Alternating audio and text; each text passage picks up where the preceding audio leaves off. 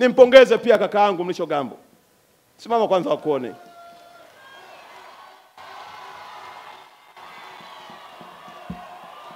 Arusha oye!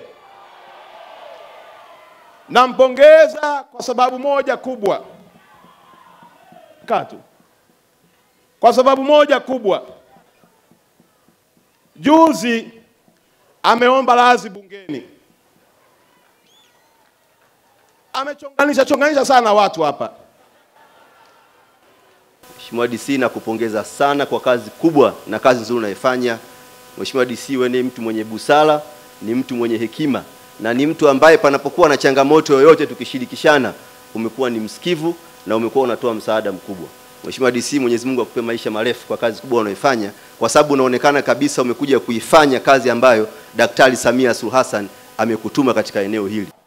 Ameanza kumsifia mbunge mkuu wangu wa wilaya kwa sifa zile zile ambazo alinisifiaga mimi nilipoteuliwa kuwa mkuu wa mkoa. Lakini sasa hivi hata kulitamka jina la Makonda hawezi. Namsifu kwa sababu aliomba radhi.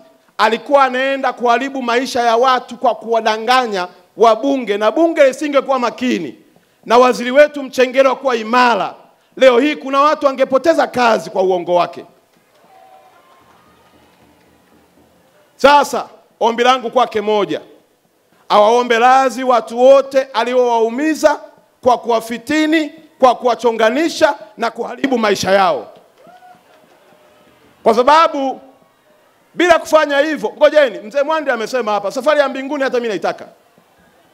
Mambo yalivyoendelea yalipelekea mpaka simu nikazopata, kweli unamuita waziri wetu muongo. Hii stand inayokwenda kujengwa hii, nimemwomba waziri Mchengerwa, design iliyokuwepo ilikuwa ni design ndogo, haikizi standard ya Arusha. Waziri Mchengerwa akaongeza mpaka budget imefika kwenye bilioni 30. Ni faida ya wananchi wa jiji la Arusha. Alafu namuita waziri wetu muongo. Kwa kuwa bunge limemsamehe, na mimi moyoni mwangu sina shaka naye, lakini sharti langu moja, aliwaumiza na kuharibu maisha yao, akawaombe radhi, ili mbele ya Mungu na mbele ya wanadamu tupate kibali cha kuifanya kazi hii. Mheshimiwa Naibu Waziri Mkuu, hapa nimechomekea tu kwa sababu wajanja wanapokuwa wengi mahala utulivu unapotea. Mimi ndio mkuu wa mkoa hapa. Nitakula spana kila mtu mpaka kazi niliyotumwa ikamilike. Arusha hii tulichelewa mno. Jengo lile la utawala limekaa miaka mingi. Jiji la Arusha wanatumia jengo la mwaka 1959. Watumishi hao wengine wako kwenye mitaa kule, hawana jengo.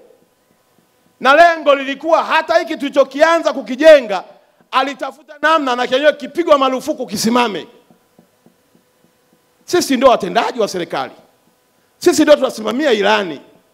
Na mwishoni mwaka huu kabla uchaguzi nitamkabidhi mzee wangu mzee Sabaya kila jambo lililoahidiwa na utekelezaji wake. Mimi ni kama reli, ukikaa mbele yangu kwenye treni na kwenda